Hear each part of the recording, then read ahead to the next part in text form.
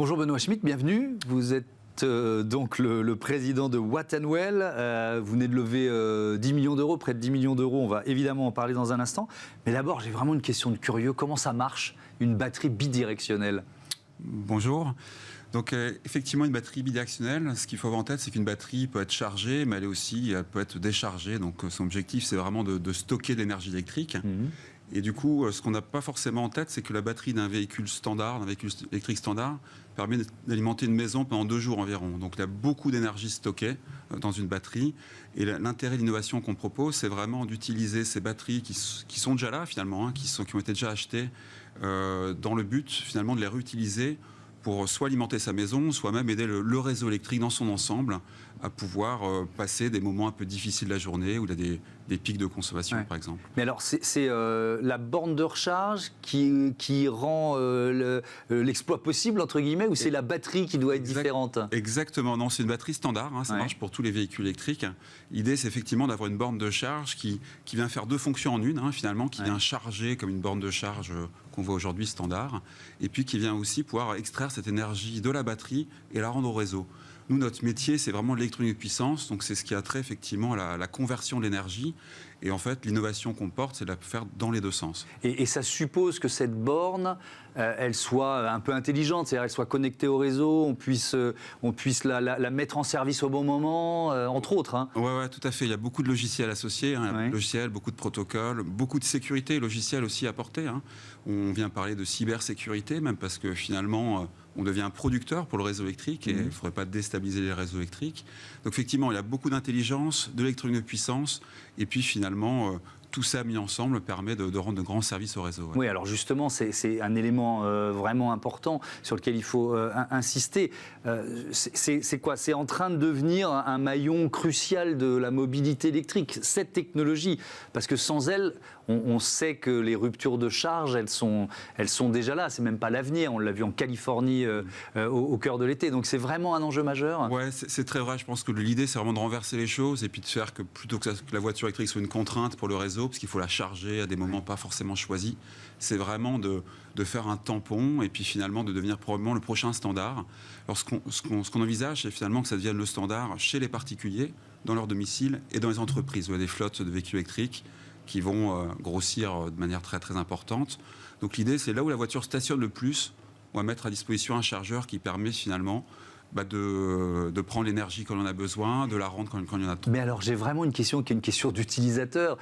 Comment je peux être sûr que je vais récupérer ma voiture avec la batterie pleine, quoi, ouais, ce que je veux dire. Super important.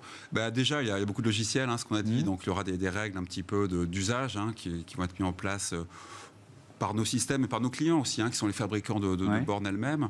On ne va pas les décharger la batterie complètement parce que c'est pas très productif pour la batterie. On va plutôt rester dans une zone de charge assez haute, entre 60 et 90%. Et finalement, l'idée, c'est que tout ça sera planifié sur une application ou autre. On pourra décider. C'est-à-dire que je peux garder la main. C'est-à-dire je peux dire. Garder la main, ouais, tout à fait. Par exemple, je n'utilise pas ma voiture pendant 3 jours. Je peux le dire. Je peux renseigner l'appli ou au contraire, je repars dans 3 heures. Attention. Exactement. J'utilise pas la mienne, quoi. On rend 2 services. Hein. On rend un service écologique quelque part parce qu'on aide le réseau et ça c'est important. Et puis on rend un service économique, c'est-à-dire que l'énergie qu'on va rendre au réseau sera rendue plus chère que celle qu'on achètera pour recharger le véhicule. Donc il y a un intérêt pour le consommateur de donner ses disponibilités, je dirais, de charge-décharge. C'est tout à fait vrai. C'est ce qu'on appelle le vehicle to grid, c'est le V2G. Marché énorme. Et je ne me rends pas compte, ça représente quoi en France, en Europe, ce marché-là d'aujourd'hui et de demain ? Ouais, en fait, ce qu'on imagine, c'est que pratiquement chaque véhicule électrique pourrait avoir son chargeur V2G au domicile ou sur une flotte d'entreprise dans l'entreprise. Ce qui fait qu'en fait, on imagine autant de chargeurs V2G que de véhicules électriques en Europe. On parle de dizaines de millions très rapidement. Le marché se chiffre en dizaines de milliards d'euros rien que pour l'Europe et c'est pareil aux États-Unis, c'est pareil sur les autres zones géographiques.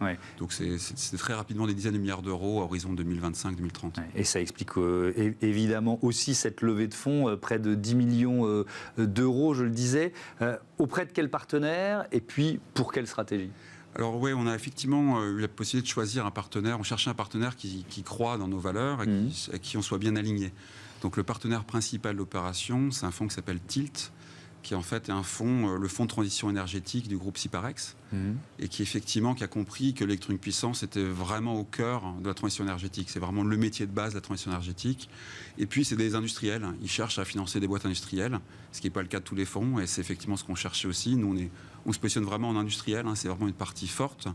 Donc le groupe Tilt déjà qui a pris la majorité des parts. Et puis, on a voulu aussi associer BPI France, qui est vraiment un partenaire de long terme avec nous, qui nous a financé la R&D il y a plusieurs années déjà. Et puis, la BNP, par le fonds BNP Développement, parce que voilà, c'est les plus grosses banques européennes, partenaire financier important.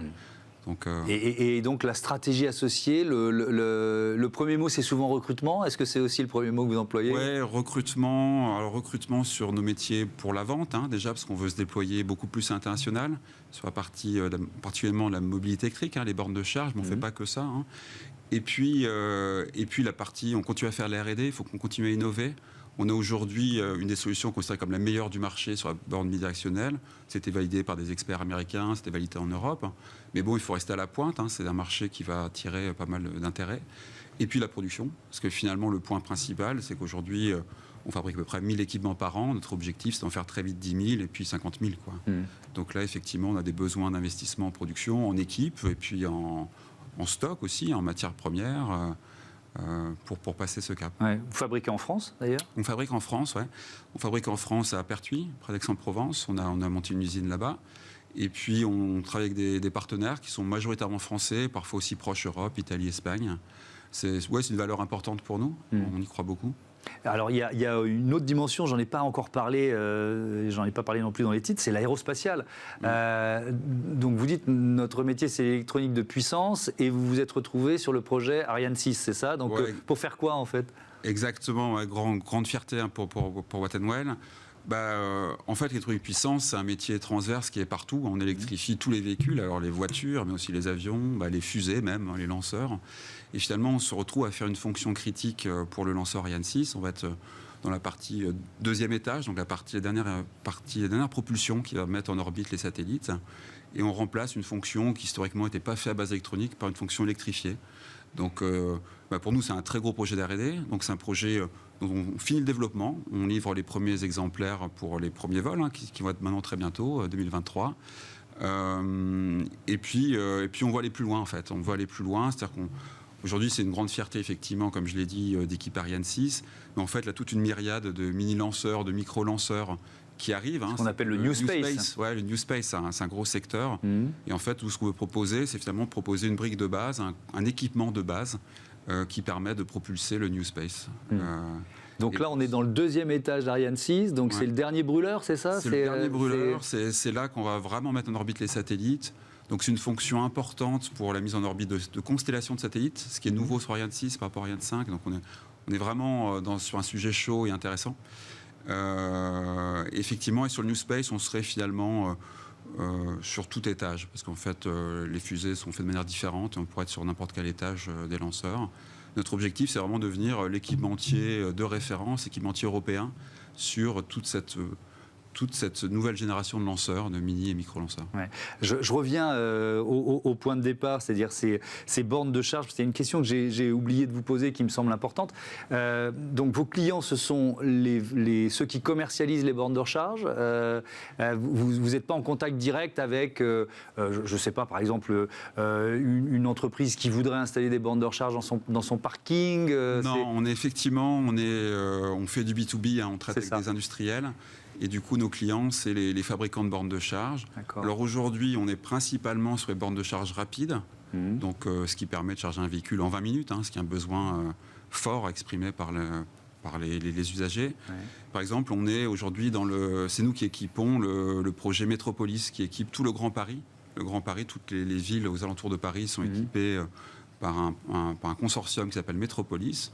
Et c'est nous qui fournissons les modules de puissance, les modules de communication vers le véhicule, qui permettent d'assurer une borne de charge rapide, très disponible. Les points sur lesquels on se positionne, c'est vraiment, je dirais, la disponibilité, la fiabilité de la solution. Et ça, on a une expérience de fiabilité avec Ariane 6 ou autre. Et puis la performance. On vise effectivement à avoir des bornes très performantes en termes de rendement, en termes d'interopérabilité, c'est-à-dire qu'on puisse charger tous les véhicules présent et puis à venir, parce qu'il y a des véhicules qui sortent chaque mois pratiquement, donc c'est un gros enjeu.